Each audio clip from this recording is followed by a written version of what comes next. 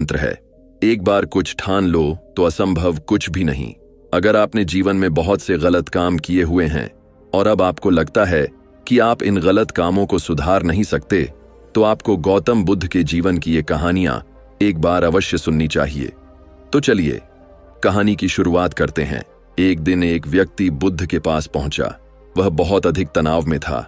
अनेक प्रश्न उसके दिमाग में घूम रहे थे और उसे परेशान कर रहे थे, जैसे आत्मा क्या है, आदमी मृत्यु के बाद कहां जाता है, सृष्टि का निर्माता कौन है, स्वर्ग नरक की अवधारणा कहां तक सच है और ईश्वर है या नहीं। उसे इन प्रश्नों के उत्तर नहीं मिल रहे थे। जब वह बुद्ध के पास पहुंचा तो उसने देखा कि बुद्ध को कई लोग घेर कर बैठे हैं। बुद्ध उन सभी के प्रश्नों का समाधान अत्यंत सहज भाव से कर रहे हैं। काफी देर तक यह क्रम चलता रहा, किंतु बुद्ध धैर्यपूर्वक हर एक को संतुष्ट करते रहे। बेचारा व्यक्ति वहां का हाल देखकर परेशान हो गया। उसने सोचा कि दुनियादारी के मामलों में घुसने से क्या लाभ। बुद्ध का व्यवहार देखकर तो ऐसा लग रहा था मानो इन लोगों का दुख उनका अपना दुख है। आखिर उस व्यक्ति ने पूछ ही लिया, महाराज, आपको इन सांसारिक बात से क्या लेना देना? बुद्ध बोले, मैं ज्ञानी नहीं हूं, मैं इंसान हूं। वैसे भी वह ज्ञान किस काम का जो इतना अहंकारी और आत्मकेंद्रित हो कि अपने अतिरिक्त दूसरे की चिंता ही ना कर सके। ऐसा ज्ञान तो अज्ञान से भी बुरा है। बुद्ध की बातें सुनकर व्यक्ति की उलझन दूर हो गई। उस दिन से उसकी सोच और आचरण दोनों बदल गए। कथा का सार यह है कि ज्ञान तभी सार्थक होता है जब वह लोक कल्याण में संलग्न हो। प्राचीन समय की बात है, एक किसान बुद्ध के पास आया और बोला, गुरुजी, मैं एक साधारण किसान हूं।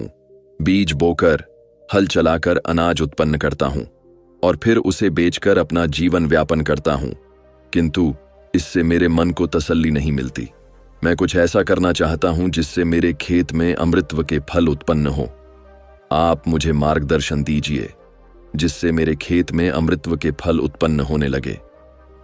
ये बात सुनकर बुद्ध मुस्कुराकर बोले, भले व्यक्ति, तुम्हें अमृतत्व के फल तो अवश्य मिल सकते हैं, किंतु इसके लिए तुम्हें खेत में बीज न बोकर अपने मन में बीज बोने होंगे।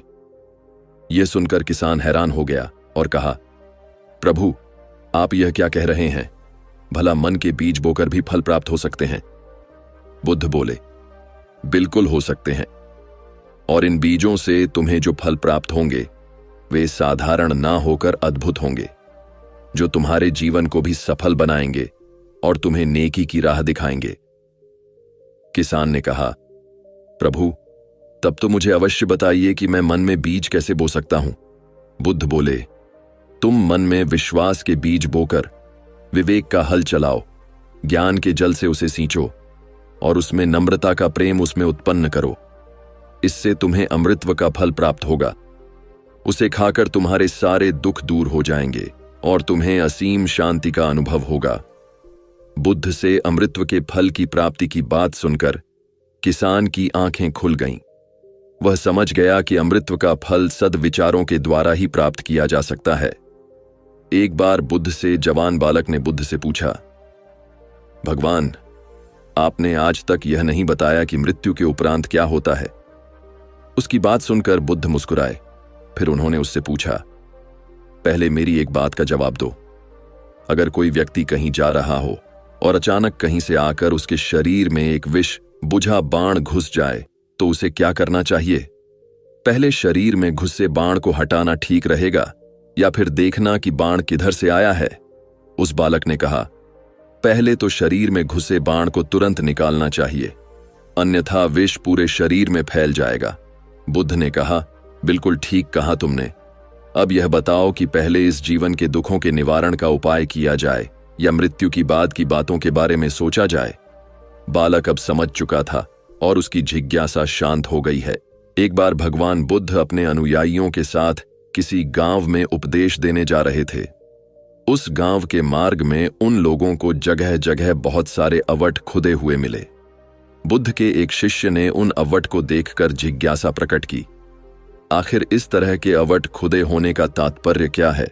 बुद्ध बोले, पानी की तलाश में किसी व्यक्ति ने इतने अवट खोदे हैं।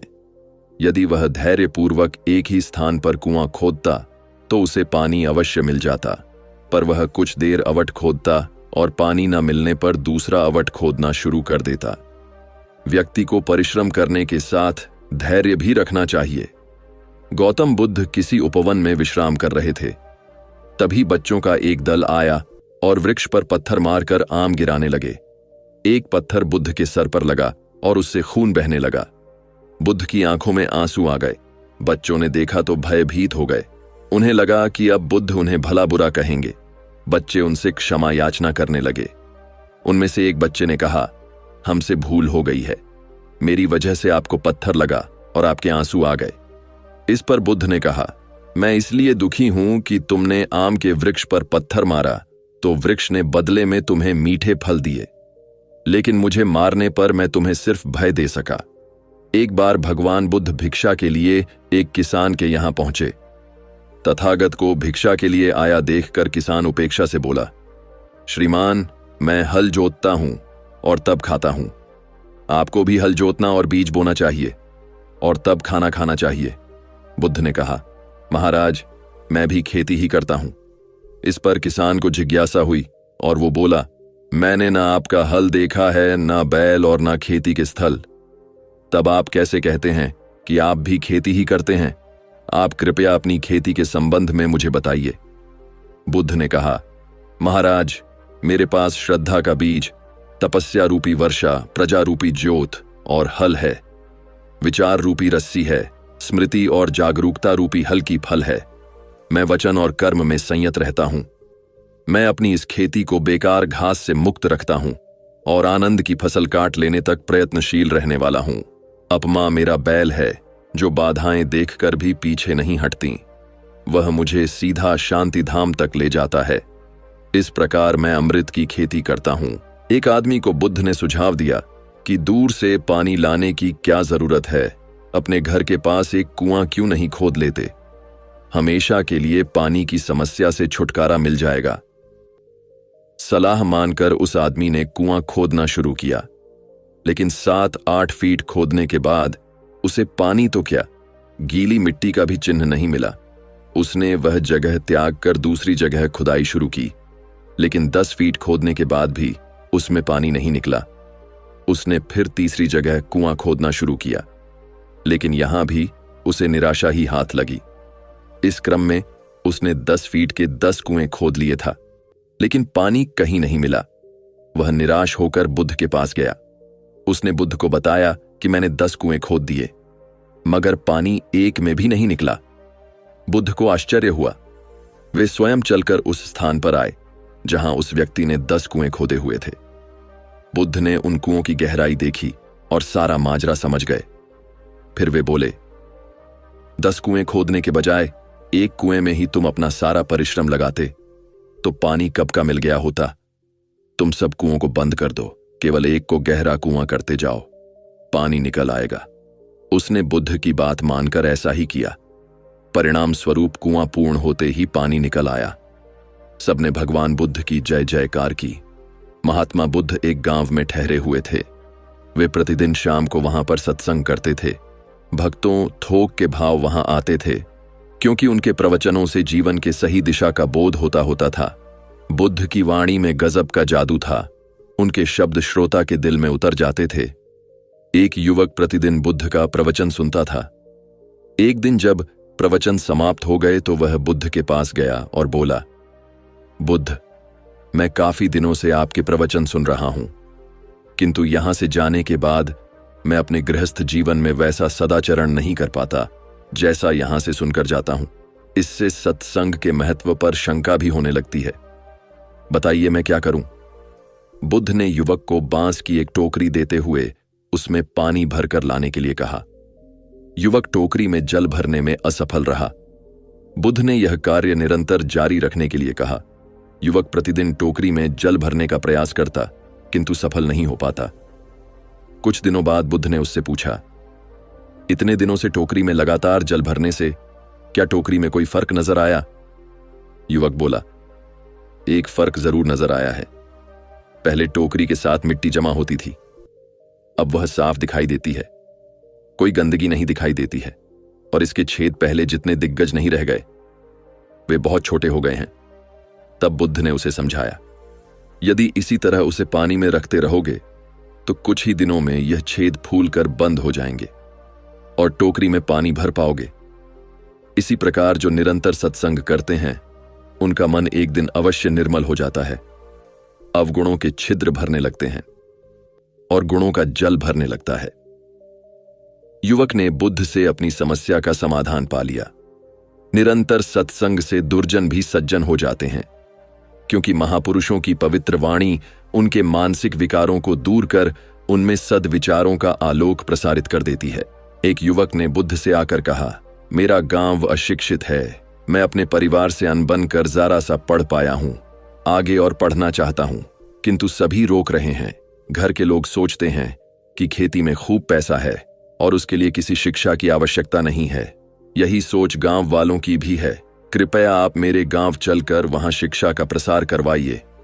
बुद्ध युवक की बात मानकर गांव आ गए। ग्रामीणों ने बुद्ध का सत्कार किया और रोज उनके प्रवचन सुनने आने लगे। बुद्ध जब भी शिक्षा का महत्व बताते, लोग उसे नकार देते। एक दिन एक महिला अपने 5 साल के बच्चे के लिए पूछने लगी कि उसे किस उम्र से शिक्षा दिलवाए। तब बुद्ध ने समझाया कि तुम्हें तो 5 वर्ष पूर्व उसकी शिक्षा शुरू कर देनी थी। उसे क्या खाना है, क्या नहीं, कैसे क्या बोलना है, आदि बातें शुरू से सिखानी थी, तभी तो वह अपना उचित ख्याल रख सकेगा। बुद्ध की यह बात महिला सहित सभी ग्रामीणों को समझ में आ गया। उन्होंने अपने बच्चों को विद्यालय भेजना शुरू किया। यह समय वर्षा का था। युवक ने लोगों को जल संग्रहण की तकनीक बताई। अधिकांश ने उपहास किया, किंतु युवक अपना काम करता रहा। बुद्ध का सहयोग प्राप्त था, इसलिए किसी ने उसका खुलकर विरोध नहीं किया। जब गर्मी में भीषण जल संकट के कारण फसलें सूखने लगीं, तो युवक ने कुएं खुदवाए, जिनमें जल संग्रहण की तकनीक के कारण खूब पानी निकला। ग्रामीण अब शिक्षा का महत्व समझ चुके थे। धीरे धीरे संपूर्ण गांव शिक्षित हो गया। ज्ञान हर उम्र में अर्जित किया जा सकता है। यही ज्ञान हमें जीवन में आने वाली समस्याओं के समाधान की राह सुझाता है। एक धन्ना